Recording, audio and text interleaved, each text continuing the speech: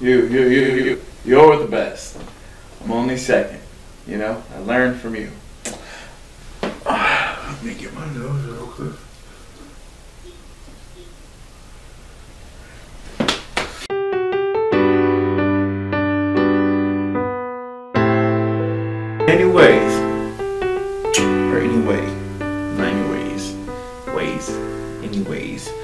Anyway, and speaking of that, did you see what I did? I had Freudian slip. Here we go. Have you been misinformed, but you spout what you're saying as fact? Like for a while, let's say, this is not a true story at all, but let's say that you thought that dragons existed. I mean, not now, but at some point, dragon did exist, and it's a very big shame that they are now extinct.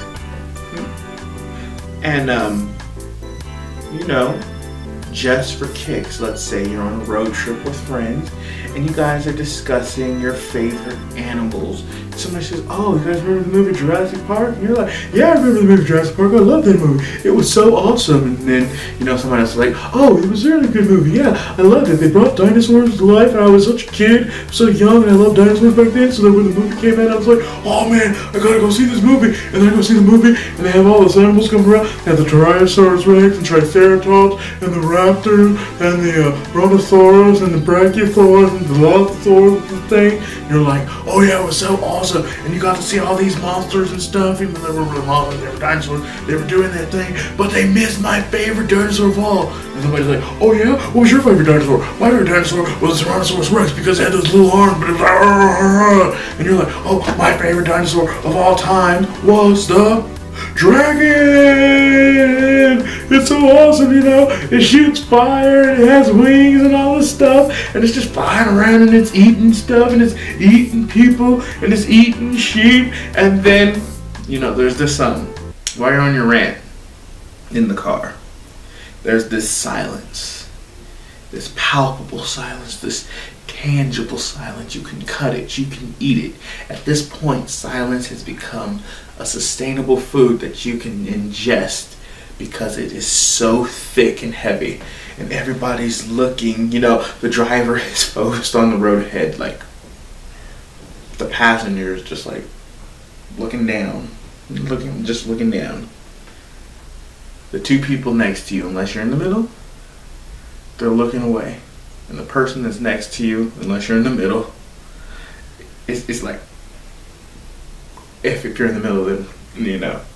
Hopefully, your friends, because these are the people that are best to approach these situations, they give it to you delicately. You know, like, oh, sweetie, that's so cute of you to think about Or maybe they don't say sweetie, maybe they go hun, babe, dearest, love.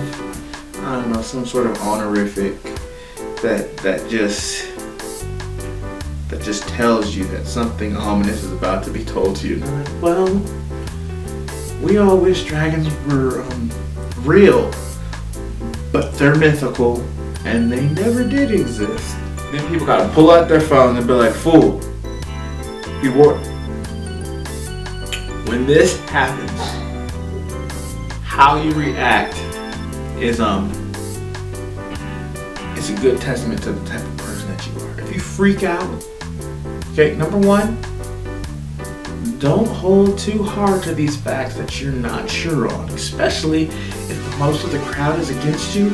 Chances are you're probably not going to be right. Even genius mistakes. And yes, it is genius. Not geniusness, not geniuses, not just genius. Alright? So when you use that, use it right. Alright? But how you react. So somebody says, hey, I think you're wrong on this. You'll be like, oh no, I'm not wrong. But let's check and make sure. And if I am wrong, we can rectify that. If you hold to your grounds too much, You might be labeled as the know-it-all friend, and you don't want to be that guy. Why? Because people will just ask you questions knowing that you don't know the answer, but you're just going to give them something stupid anyways, and you're going to mean it. Don't be that person. Don't. You don't want to be that person. You don't want to be the person in the party that people avoid unless they want to chuckle or giggle. Like, oh, somebody just told me a really sad story at this house party, and I want to laugh. Let's go stand next to Charles. Let's go stand next to Brenda. We know they're a know-it-all. We know that they're just going to say stupid things. Let's go talk with them, and they're just going to give us the dumbest things that we can think of, and it'll be just hilarious.